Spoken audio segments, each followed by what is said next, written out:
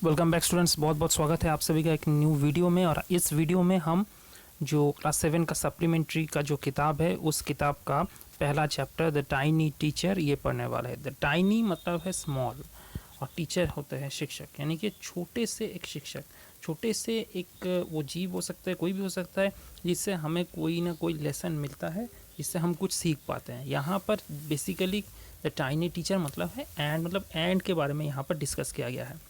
हम थोड़ा सा ओवरव्यू इसमें पढ़ लेते हैं। Though she's very small and is unbelievably intelligent and hard working, मतलब छोटे होने के बावजूद भी एंड बहुत ही इंटेलिजेंट है और बहुत हार्ड वर्किंग है, बहुत मेहनती होते हैं। Among the various kinds the commonest and is black, और इनमें डिफरेंट काइंड्स है। सबसे कॉमन जो इनमें है वो है ब्लैक और रेड पाए जाते हैं एंड के प्रजातियों में से, ब्लैक कलर का और रेड कलर का।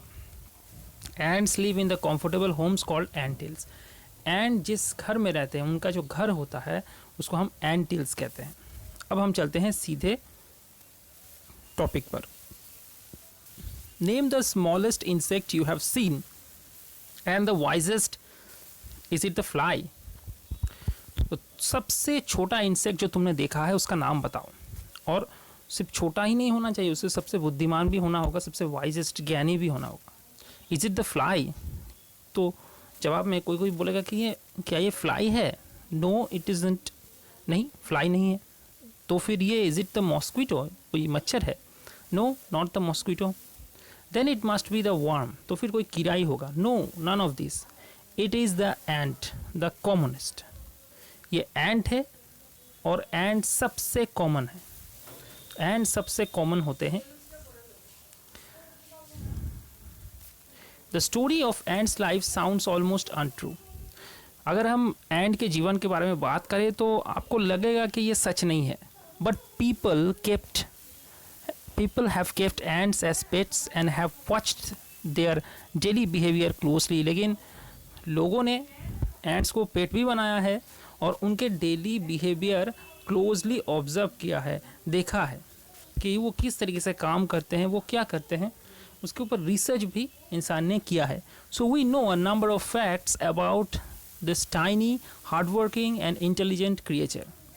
तो हमें बहुत सारे फैक्ट्स इस छोटे से, इस मेहनती और इस बुद्धिमान क्रिएचर के बारे में हम जानेंगे इस चैप्टर में।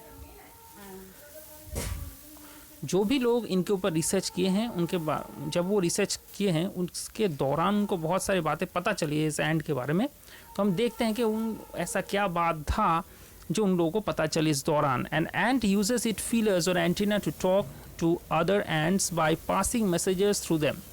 Watch a row of ants moving up or down the wall.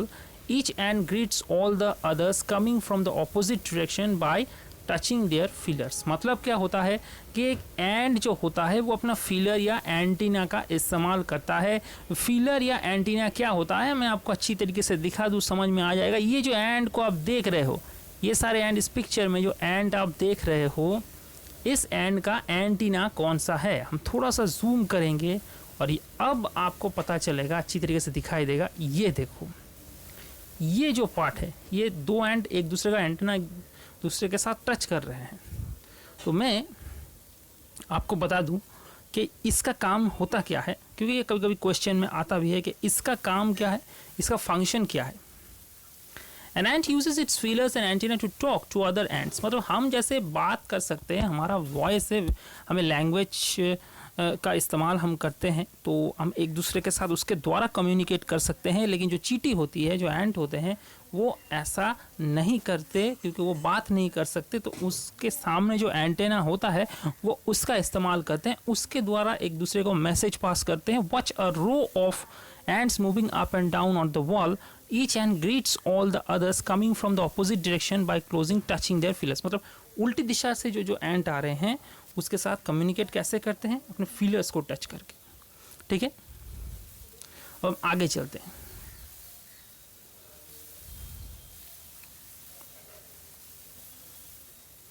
There are many kinds of ants. The commonest among them are the black or red ones.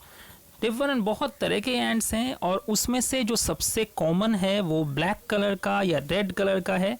We have seen them since we were children, और हम जब बच्चे थे तब से हम देख रहे हैं उन लोगों को, but haven't paid enough attention to them, लेकिन उन लोगों के ऊपर शायद हमने बहुत ज़्यादा ध्यान नहीं दिया है। वेयर डू दे लिव, वो लोग रहते कहाँ पर है?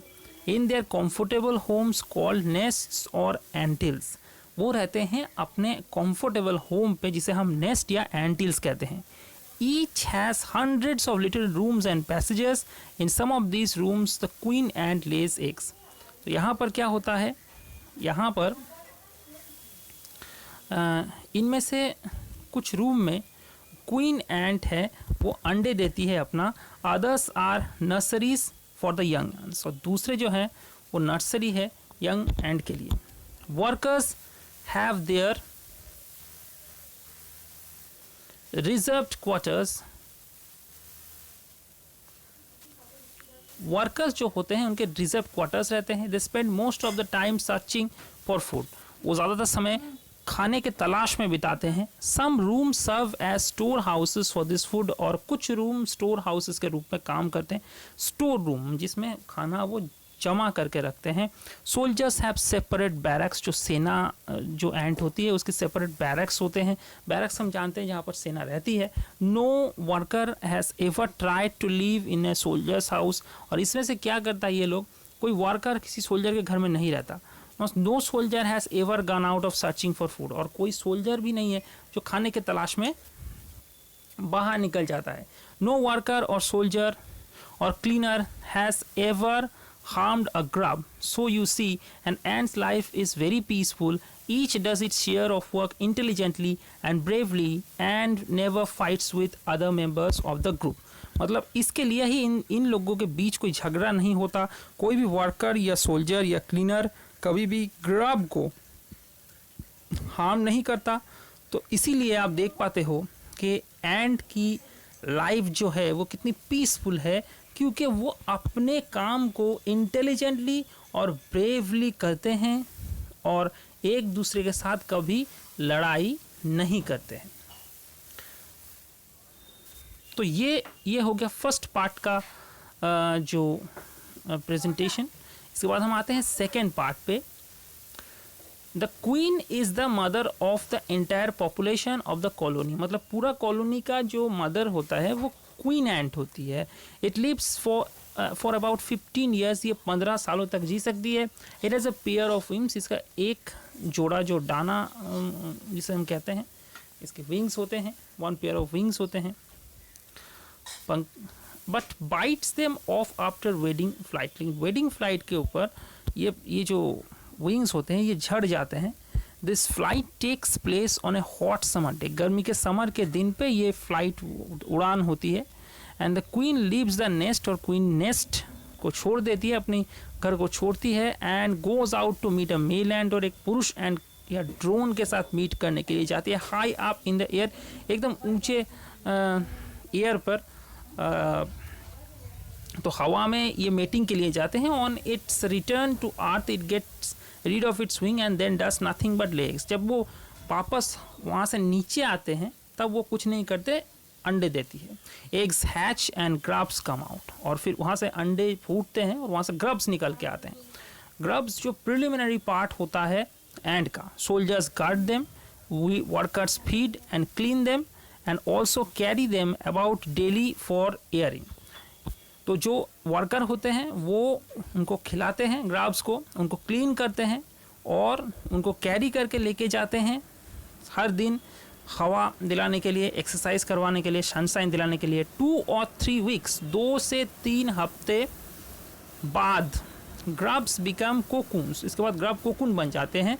एंड लाइव विदाउट फूड और एक्टिविटी फॉर 3 वीक्स और मोर। कोकून मतलब एक शेल के अंदर अपने आप को बंद कर लेना, और फिर उसमें खाना भी नहीं खाएगा, कोई भी एक्टिविटी नहीं होगी, 3 वीक्स तक ऐसा वो रहेगा। Then the cocoons break and perfect ants appear, इसके बाद कोकून जो होता है वो ब्रेक कर जाता है और वहाँ से परफेक्ट एंड निकल के आता है। Now it's time for teaching and training, अब इस एंड को सिखाना पड़ेगा, उसको ट्रेनिंग देना पड़ेगा। New ants learn their duties from old ants as workers, soldiers, builders, cleaner etcetera. मतलब जो ओल्ड एंट होते हैं, जो ओल्ड मतलब नए एंट जो होते हैं वो ओल्ड एंट से जो वर्कर, सोल्जर या बिल्डर्स या क्लीनर के रूप में काम करें वहाँ से वो लोग सीखते हैं। ठीक है, बड़ों से सीखते हैं। ठीक हमारे लाइफ में भी ऐसा ही होता है, बड़ों से सीखते हैं, जो इस मामले में एक्सपीरियंस्ड है उनसे सीखते हैं। यहाँ पर भी वही हो रहा है, जो एक्सपीरियंस्ड है उनसे सीख रहे हैं। After a few weeks of training the small ants are ready to go out into the big world of work.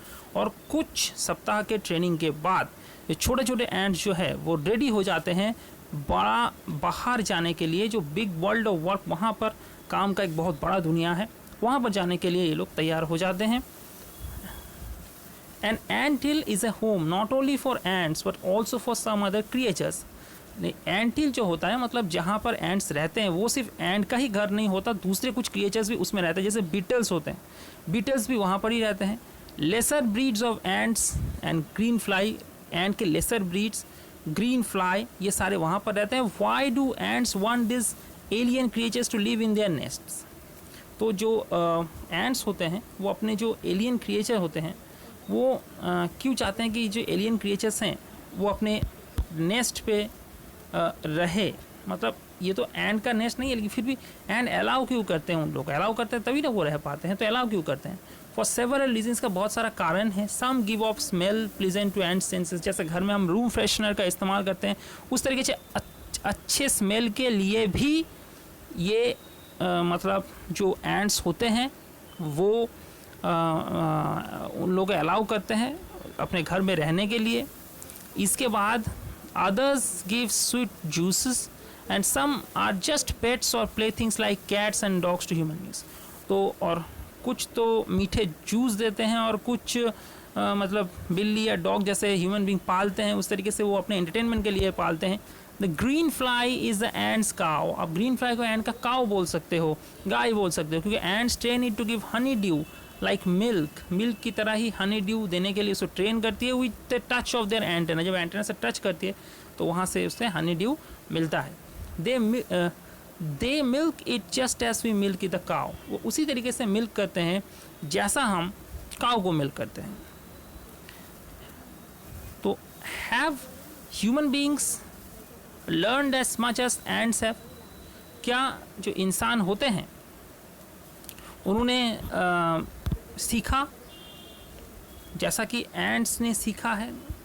Ends के पास जितना नॉलेज है, perhaps they have but they have not put their learning to good use. लेकिन अपने सीख को काम में नहीं उतारा है। नहीं, इंसान ने सीखा तो बहुत कुछ है, लेकिन बहुत इंसान में से सभी उसको यूज़ में नहीं लगाते, लेकिन एंड्स में लेकिन हर कोई अपने जो लर्निंग को इस यूज़ में लगाता है, उसको काम में लगाता है। अब जो सीख है, सीख को प्रैक्टिकल लाइफ में उसे इस्तेमाल करता है। They may still learn a few things from the tiny teacher, hard work, sense of duty, discipline.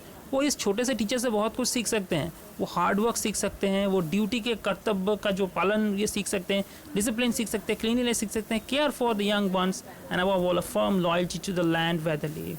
और अपने मातृभूमि के ऊपर लॉयल्टी, ये भी उन लोगों से सीखना चाहिए। तो ये हो गया द टाइनी टीचर। और इससे रिलेटेड कोई सवाल आपका रहे तो मुझसे ज़रूर पूछना। आज के लिए इतना ही।